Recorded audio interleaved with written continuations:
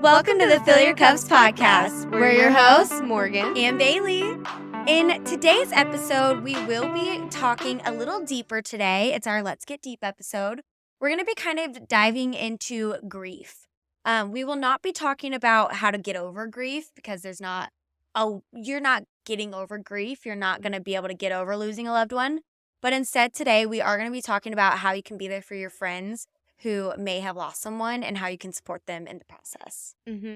Yeah, I really liked our conversation that we had today, and we hope that it will help you. Now, that said, typically we have super bubbly episodes, and we encourage you to listen to them first thing Monday morning. We're really happy-go-lucky. Yes. Now, if today it's first thing Monday morning and you don't necessarily want to listen about grief at the moment, maybe hit pause here and come back to it when you're in a good headspace and you feel like you can approach your feelings a little bit softer and gentler with yourself. But if you are ready to kind of talk a little bit about grief and learn some ways that maybe your loved ones would appreciate as they go through grief, how you can reach out to them, go ahead and press play and we'll dive right in. Let's get it. Good morning, Morgan. What's filling your cup? Today, I have one of those Zevias that I love, creamy root beer flavor. Oh. I'm pretty sure that Costco got rid of them, so I'm very offended by that. Oh, no. Yeah. The Zevias? Yes. Oh, no. Yes, I'm very upset.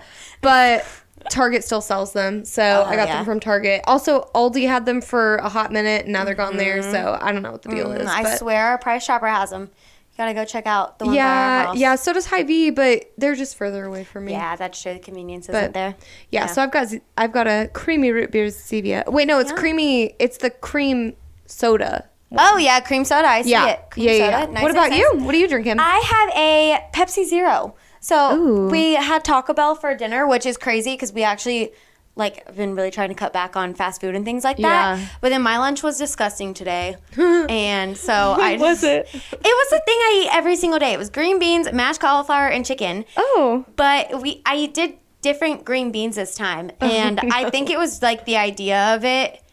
It was just so gross. I couldn't. Hitting? No, it was not. But I eat the same exact thing every day, literally since I started my job a year and a half ago.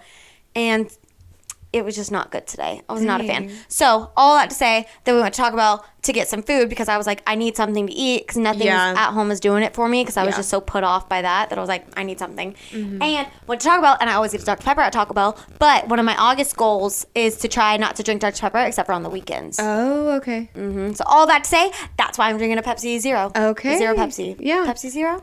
Pepsi Zero. Pepsi Zero. Yeah. Jared had Taco Bell for lunch today, too. Hey. I feel like Taco Bell's the worst because once you have it, it's one of those things that I never crave, but once I have it, I crave it. Yes. And I'm like, I need it every day. And it's addicting. Especially if you get the app or something, you get all these rewards. It's a rabbit hole. No, it's addicting. I wasn't expecting to want Taco Bell because I was like, I don't know, nothing sounds good. And Mason's like, well, what about Taco Bell? And I was like, no.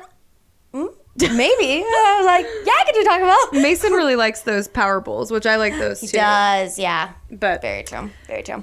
Anyway, we should probably move on to our shout out. Shout out Taco Bell, I guess. Sponsor us. No, not really. No, not really our shout out. Our shout out this week, and it's fitting because we have our book club this week. Yes. But we've got a couple book club girlies that have sent us some messages and participated in our Instagram What's Filling Your Cups this week. And one of them, Haley, was sharing that she's gotten back into a running and fitness routine. And then our other friend, Brittany, sent us a message actually in our book club thread saying something about how she was onto the gym listening to our serotonin episode. Yeah, she was like, I feel so validated. Yeah, I was like, perfect timing. So we just wanted to shout you two out. We felt like they kind of went together. So we were like, oh, we can shout out two of our book club girlies. Yes, our book club girlies. We love you guys. Thanks for always supporting us and listening to us. Yes. And also participating in our stories all the time. Yes. We do want to remind whoever's listening that we do post quite often on our stories, I feel like, of filling, I don't know, answers to any questions we have or polls, things like that. So we really encourage you to go follow us on Instagram if you don't already, and then just really participate in those polls because they're really fun for us to be able to see. Seriously. And I feel like it also kind of tells us what our listeners are looking for, and and I think it's really super helpful, and then we can, I don't know, do everything even better. Yeah, one of our recent polls, because we just finished our little 2-part series, morning owl morning bird and night owl series. It was pretty split. I don't know if you saw, but it was like 57% morning birds and 43% night owls. Yeah, I was actually really surprised about that one. I thought there was going to be way more night owls. Yeah, so thank you those of you, morning birds and night owls, that participated in that. And we will continue to look for that in the future. Yes. So on to our episode today. Yeah. What are we talking about today, Morgan? Yeah, so this is one of our Let's Get Deep episodes. Felt like we were due for one. And I've been thinking about this episode for a while, or an episode like this for a while, because I think a lot of people who listen know that we lost our brother a few years ago, and August is actually his birth month, so I feel like he's been top of mind quite a bit. Yeah, definitely. And I just feel like that was...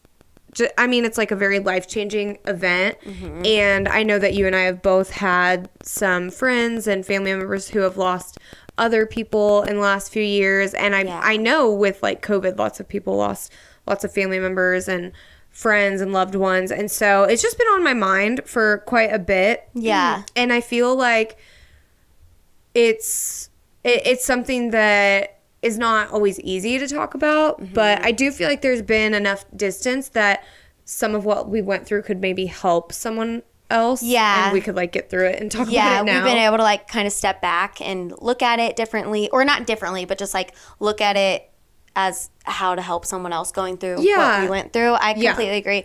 I also think that it's a great episode for us to do today because during our Let's Get Deep episodes, I think that we try to talk about things that don't get talked about a ton. Yeah. And I think that grief is something that people really shy away from because it's almost like you don't want to talk about it. But you have to talk about it. Like, it happens, and not talking about it, it just, I don't know. I just think it makes it worse for people. Yeah. One of the actual biggest things I learned whenever we did lose John was just that everyone grieves so differently. And I was really surprised by that because I felt like my emotions were the emotions everyone else was going to be feeling. Yeah. And it wasn't. I really think that each person in our family had such a different reaction and a different grieving process. And I mean, obviously, when you lose someone, you're grieving forever. You're always grieving them. So it's not like you're ever through the process or done with it. But like even now, years later, I'm like, no, everyone's still so different. Yeah. So I think that this will be a really interesting episode to kind of give our feedback, and just knowing that grief is not like a one size fits all. Yeah, and definitely. Yeah, and just seeing, these are some of the things we think you can do, I guess. Yeah, and I think that we're taking the route more of, because we're not therapists or psychiatrists or anything like that. And so instead of taking the route, like, we are not necessarily giving tips for if you are going through a season of grief, this is what you should do. It's more of if you are the friend or the loved one who has someone going through grief and you don't necessarily know how to reach out, but you want to be supportive. Yeah. But you don't know what to do. Yeah, it's really easy, I think, to do nothing because you're anxious that whatever you do is going to come off wrong. And I can't speak for you, but I would say that was not true for me. Like, I definitely would have rathered people reach out, and people did, but I guess I just mean, I think that, coming from that lens of like, now I feel like I have some things kind of in my head or like in my bucket for later on if I have a friend or a loved one going through grief. Yeah, you kind of know how you would have wanted to be helped in the process. Yeah, exactly. So that's really what we're talking about today. Yeah. I feel like. And I think it impacts life a lot because even though, I mean, honestly, I don't know how many of our listeners have lost someone or gone to a funeral or had someone lose someone significant, like a sibling or a spouse or a kid or a parent or something, you know. I know that we're still on the like younger span of that. Yeah. You know, and so I don't know how many people have experienced that, but I feel like it's never too early to know how to go about it, or like have some tools maybe in your toolbox to go about it better in the future. No, I completely agree. I think that because we are so young, like that's things that you don't think about that. You don't grow up being like, oh, what should you do if your best friend's brother passes away, which happened to me. Sophia's brother passed away, and it was just horrible. And it was an experience for me where I was like, I feel like if I hadn't gone through our experience with John, I would just be completely lost. But instead I was like, well, I know how I would have wanted to be treated. I'll just do my best to treat her like that as well. But you don't know it unless, you've gone through it, and hopefully you don't. But right. But I don't know. All that to say that it is nice to know what to do. Right. And I also feel like you said people grieve really differently. I feel like, I mean, even you and me are very different people when it comes to grief and ways that you want to cope and that sort of thing. And so I think that, and even like among our siblings, our other siblings who also lost their own sibling, like the way that Julia wants to sit with her feelings is different than the way that I do. So, you know, so it's just one of those things where even though everybody grieves very differently, I feel like there are some consistent things that you can take account of and apply, like if you have someone that's going through this. Yeah, I completely agree. So the first thing that I really like the idea of is I always love the idea of an offer with an out. Like, okay, I'm here. You know, we can talk about this subject, but we also definitely don't have to. Yeah. You know, I think prefacing, we talked about this in another episode, you're really good at this, but like prefacing what you're going to say with just like, hey, I'm here, I'm willing to listen, but obviously, like, we don't have to talk about this if you don't want to. Yeah. It's not assuming that the person does or doesn't want to talk about it. Yeah. So then, you know, if it's a moment when they really, truly, like, just want to be distracted and talk about something else, they don't feel like they have to talk about it, but then at the same time, they don't feel like you're ignoring it. Yeah. I really liked being approached that way. No, I completely agree. I don't even really know if I was approached that way. And I think that if I had been during our experience, I think that it would have helped a lot because I'm a person who really puts all negative emotions like to the side, you know? So then it like totally seems like I'm okay. So I think that if people had asked me like, hey, can I ask you about John? Or like, hey, can we talk about this? And then it would have given me an opportunity to either say no or yes. Yeah. I know that would have been really helpful to me. And then you do know that even if you had, or even if they had said no or I had said no, like, yeah, I'm not really comfortable with it right now or anything like that, I think that person knows that you can come back to them again. Yeah. And say like, hey, if you're available, like, I'd love to talk about it or something like that, you know? Yeah. Yeah. I think it lends a hand without necessarily being like pushy. Yeah, absolutely. I think another thing that is really helpful and a really good thing to do is just sending short, sweet, like no response needed text messages, or however you're messaging your friends and your family. Just a quick little like, hey, I'm thinking about you today. It doesn't require any type of response from me, but it lets me know that you are thinking of me, and it's really sweet. Or a simple like, I don't know, like if you were to see something that says like, hey, this reminded me of your cousin who passed away or whatever. Like, that's sweet to get something like that, and it doesn't require any response or any action to be taken, but it lets you know that you're being thought of. Yeah. I definitely feel like when I received those messages that, or I mean, I don't even know how many there were, but like, I feel like people think that it's empty.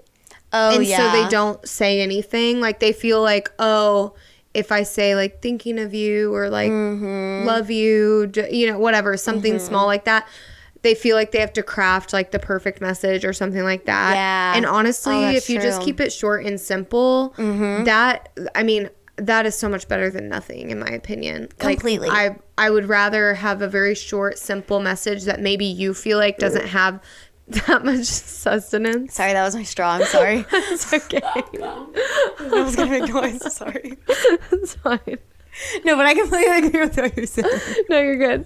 I completely agree. Sorry. Okay. So there was another thing I wanted to talk about because I received like one or two like kind of like care package type things, but I also know that our parents received a lot of care package type things. Yeah. And I think that this is such a sweet sentiment. It is. I really, like, some of our closest friends brought us just a basket that had like comfy socks and like, a candle and just some things that kind of make you feel better when you're not feeling good. Some chocolate in there, you know, stuff like that. And it was really perfect for me. Yeah. So I really, really appreciated that. But I will say, I do think that with something like that, like if you're a doer or a giver, you know, like maybe your love language is gifts or acts of service or something, then I feel like it is also important to know that person well. Like our friends who brought that knew me very, very well. Yeah, I knew what you would need. Yeah. Yeah. But I feel like if you are that type of person and you just want to like give something and you don't want it to be frivolous and just something random, then I feel like gift cards were really nice. Yeah. Like someone sent me like a DoorDash gift card or something like that. And I mean, even a card, like we had my body accountability group or whatever, like the coaches, they pulled together just some cash and brought it so that our family, do you remember that? So that we could go, we had a family dinner at Texas. Yeah, I do remember that. Yeah, and that was with that. Yeah. Money. Yeah, so just things like that where it can still be really meaningful even if it's not an actual item or whatever. Yeah. But I know like our parents got a lot of food and it was really, really sweet, but like a lot of food from like church people or church friends. And I mean, honestly, our family's really picky. Like Jordan and Dad are pretty picky eaters. So like some of it, like they had this massive like pizza, like Papa John's pizza or something. And it had like olives and peppers and all this stuff that they will not touch. Yeah. So and could barely fit in the fridge, you know? So I feel like it's really, really sweet and well intended. Yeah. So I think that if you're going to do a care package I think it's really a great idea to personalize it, like you were saying. So your friends got you something that they knew would help you. Your Beachbody friends, I remember them saying, like, use this on yourself if you want. Take your family out. Like, do whatever you want with it. Like, there was no expectations behind it. I think that that can be really good because I think that the social norm and like what we just do now is you bring them food. And so then you end up with so much food. Yeah. I feel bad. Sorry, Sophia. Shout out. Love you. Whenever Gabriel, her brother, passed away, I remember at one point she said, I literally can't fit any more food in my freezer. Oh my gosh. It's all because she just got too much of it. Yeah. Or her coworkers at the time had gotten a ton of money together and went to Sam's Club and shopped for her. And she was like, can I just ask him for the money? Like, that'd be nice. She had to buy a funeral outfit. She was like, you know what I mean? So I think the purpose behind a care package is to care for your friend and like make sure that you're getting them something personal that you know will really help them. It's not going to make it better, but it helps. And I think that's important. And because you know that they're going to get so much food anyway. So if you can pitch in somewhere else, it's super helpful. Yeah. And like the intention is sweet. And gifts is kind of high on like my love languages. So I absolutely adored getting something, you know. Yeah. But first of all, not everybody's a gifts person. Like some people that doesn't mean that much to them. But also I feel like it would have been a lot different if I had, you know, if there was just like a lot of junk food in there, like something like that. Like that I'm like, I don't really eat this and I don't really want to eat this. Yeah. You know, and if I have it in the house, I will eat it and I don't want to eat it, you know, like stuff like that. But yeah, so I think you have a good point. Like personalize it to them, or I mean, if you go in with a group, like kind of like my, like body coaches did, then maybe someone knows them a little better, you know, whatever. Absolutely. So, yeah, I feel like that's a lot on care packages, but I I guess, I don't know. It's like the first thing that people think of is to just like bring you. Yeah, because you want to know what you can do for them. Right. Like, you want to actually do something for them. And I know that when Sophia's brother did pass away, I also brought her food. So it's like, it's not like it's a bad thing. I had just known at that. I was like, okay, it's like 8 p.m. I really don't think she's eaten yet. Let me just bring her. I brought her like a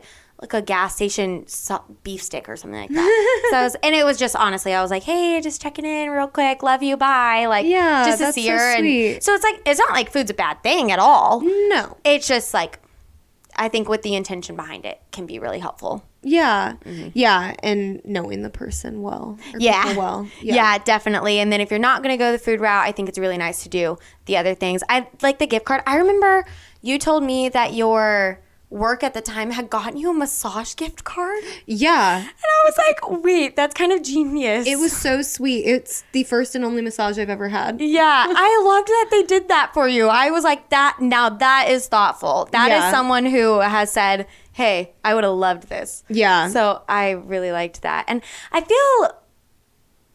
don't know. I feel like,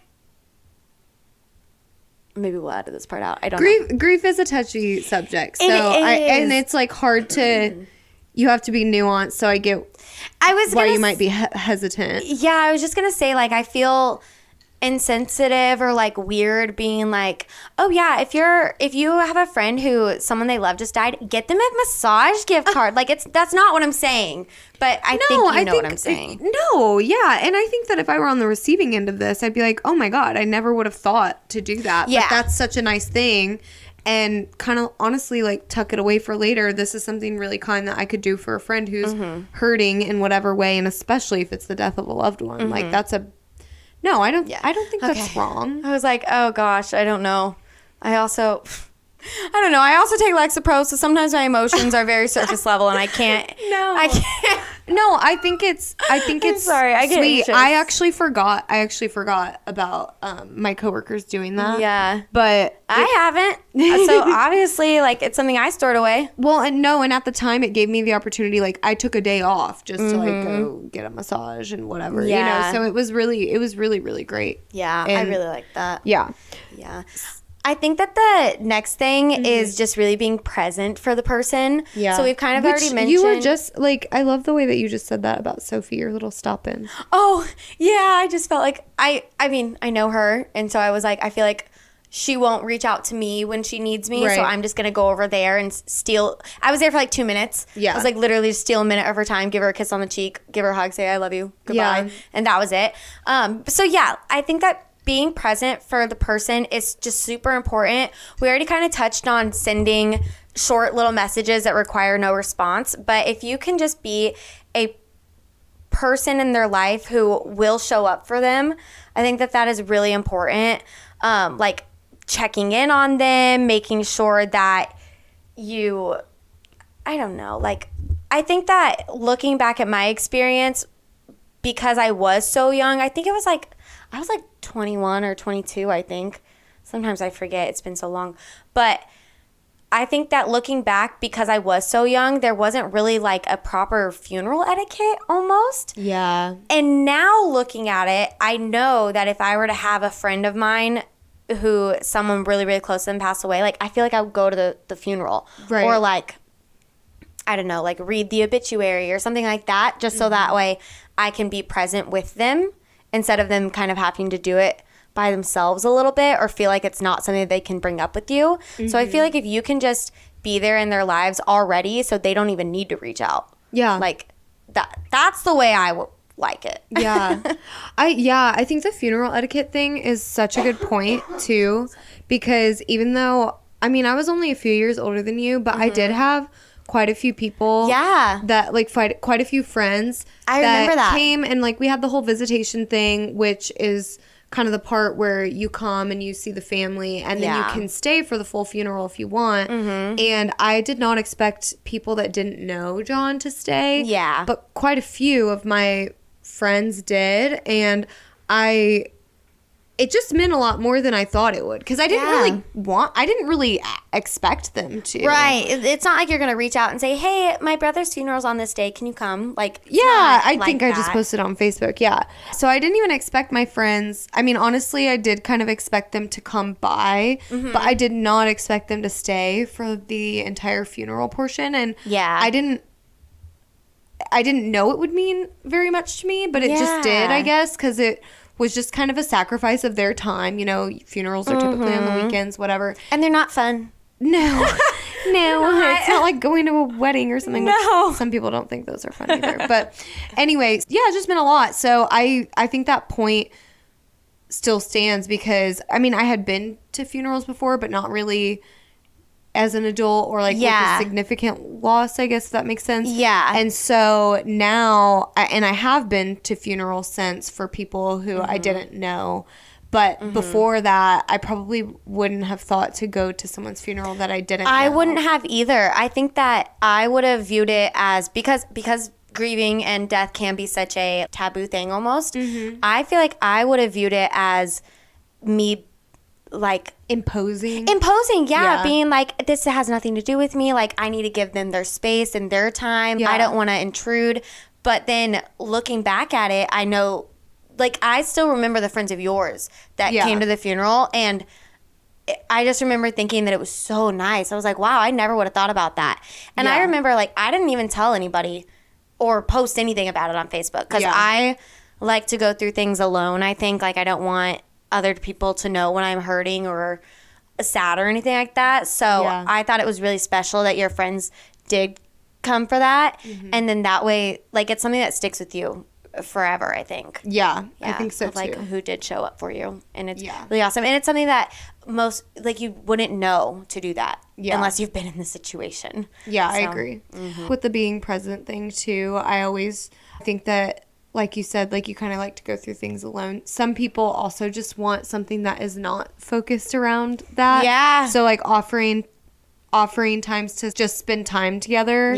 And kind of almost like a distraction is also really nice. And especially when you're with them, or when you're with someone who's grieving, just listening and not necessarily like offering your own solutions or interrupting, to be honest. Like, you know, I think that the times I felt most free to talk about it was when I could just kind of stream of consciousness, like, talk about what's going on. Because it's really confusing. You don't really know how you're feeling until you start talking about it. And you're like, well, I guess I'm kind of feeling this. And then all of a sudden you're crying or you're laughing or you look like a psycho. And so I feel like just having someone there that's willing to listen and not really offer their own ideas or offer their own solutions. I like really that you say helpful. Solutions, like not offering solutions, because like, how are you gonna fix this? You're not. Like, people, I think it's really well intended, but people who might be like,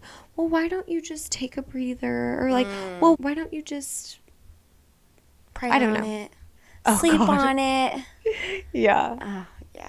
That can be a hard one. And I also think, though, that it really has a lot to do with the way you grieve as well, because maybe hearing something like pray on it, maybe that might be really helpful for you in that situation. I think that for me, it wouldn't have been. I would have been like, okay, thank you very much. And now we're done talking. Like, I'm kind of over it now. So, also what you said earlier about, like, talking without interrupting, because I feel like once you start talking, how you were saying, like, you never know if you're going to cry or whatever. I feel like for me, I never know where my thoughts are going to end up. So I'm like, there's so many thoughts and they're all so layered. I feel like whenever it comes to grief, that I'm like, I don't know. I don't know where this is going to go. So hang in tight with me. And it's really confusing, especially because like, everybody's relationship with that person was different. And so, and there's all sorts of, I'm sure everybody has some level of, like, guilt or regret or things like that are also tied in with it. And it's, and then if you don't have regret or you don't have guilt, then you feel guilty or regretful about that. And it's just really confusing. So it's just nice to just talk out loud about it. Completely. And we kind of like have gotten into some of the things to avoid. No, you're fine. I think I brought them up, but we kind of are going through the section of things that we would suggest doing. And then we're going to talk a little bit more in detail about the things that we would kind of say avoid doing. Yeah. But I think we had one more.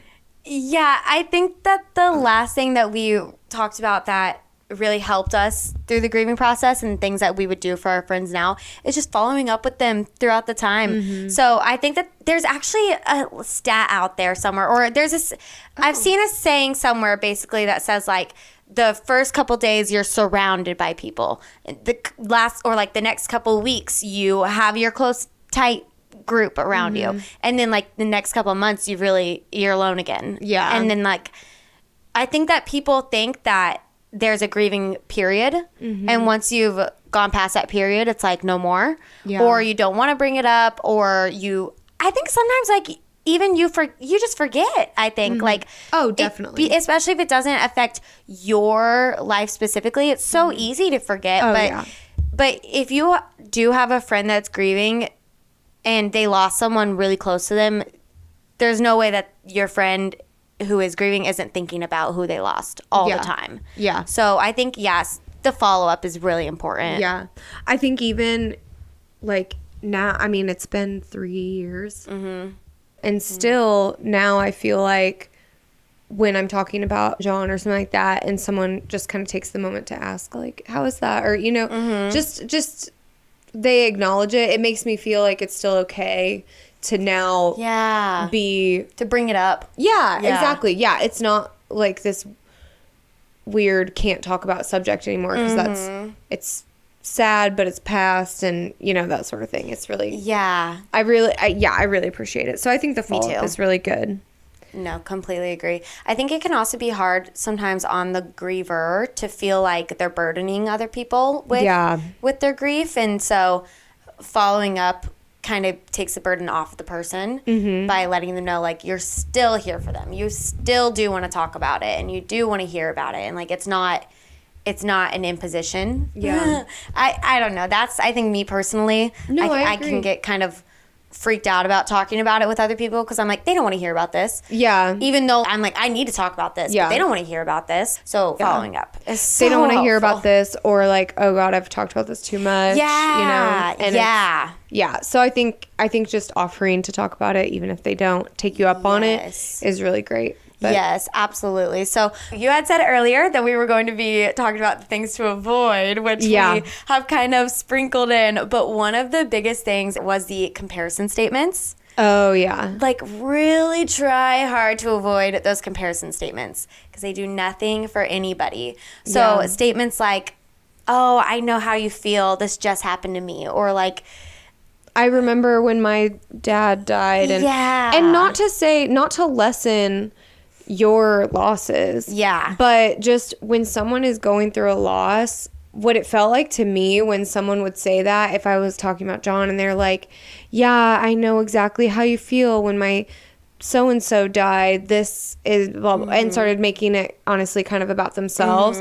I just kind of felt like, oh, well, I guess we're on to you now. Yeah, I guess you're kind of over what I have to say about this, And so, I think that it's well-intended because people don't want you to feel alone. Like, they're like, oh, I know exactly how you feel. And their intention is to make you feel like, oh, I'm not going through this alone. Other people feel the same way and have had the same hardship. But really, when you're in that moment, what you need is, like, on the things to do list is just someone to listen and uninterrupted and not to necessarily offer their own input. Absolutely. And we had mentioned earlier that grief is not like a one size fits all.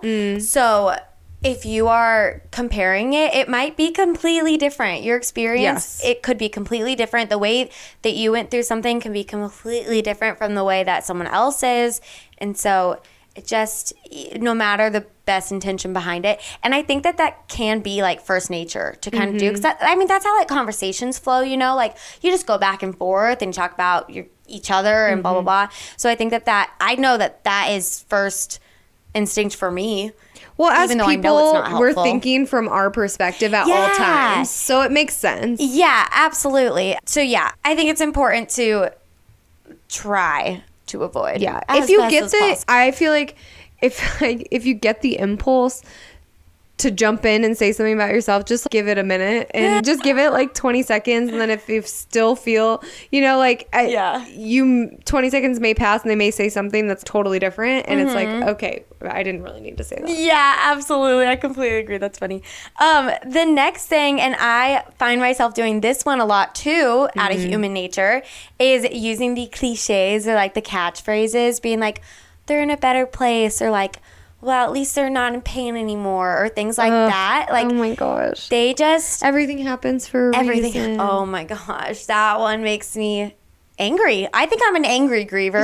I don't know what it is, but it actually makes me angry. Yeah. So I would definitely say try to avoid those ones. I would definitely avoid them. And like we said earlier, maybe someone on here is totally disagreeing and like, no, I loved it when people told me, oh, they're in a better place now, or at least they're not in pain or something like that. Yeah. And maybe those things are even true.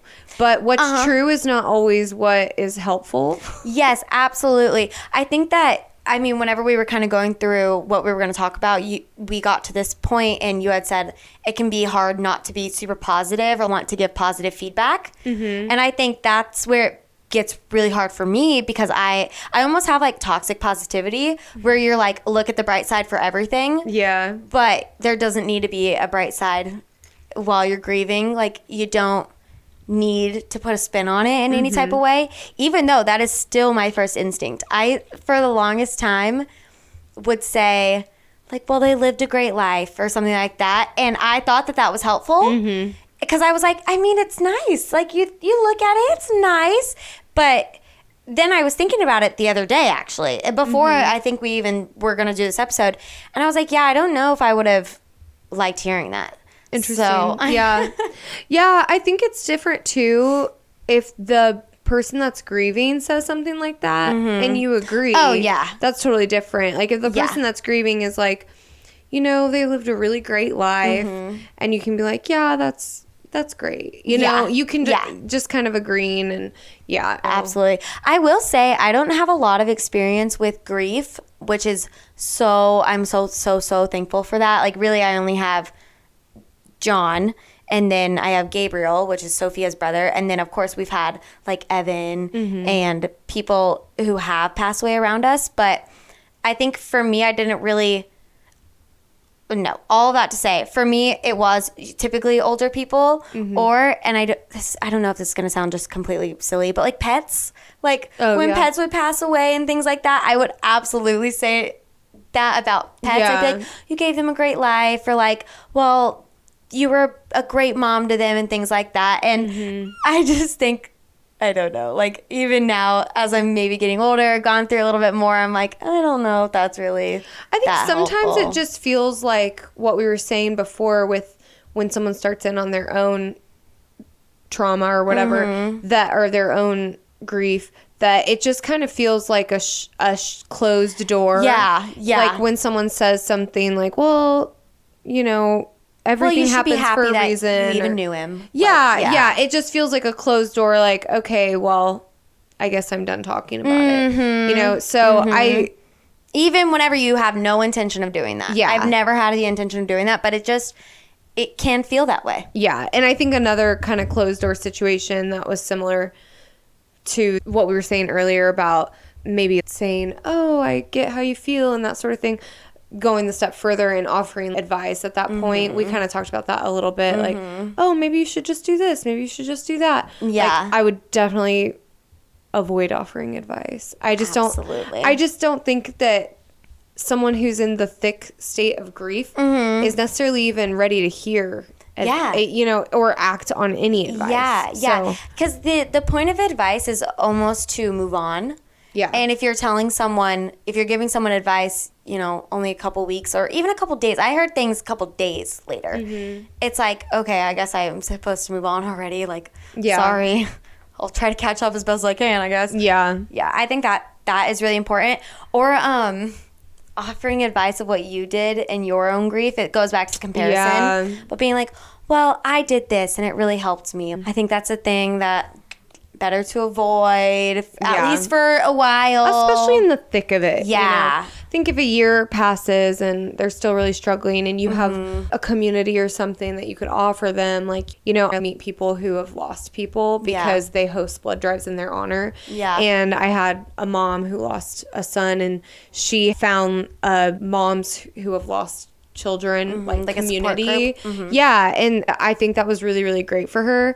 But I feel right in the thick of it, maybe she wouldn't have been ready to enter something like that. Absolutely. It wasn't until a bit later that she was. So maybe, you can offer something like that to somebody. But I guess right timing's everything. And it is. I was just thinking that whenever you were talking about the support group, I was like, you definitely have to know the moment and know the timing to be able to ask something like that or invite someone to something like that.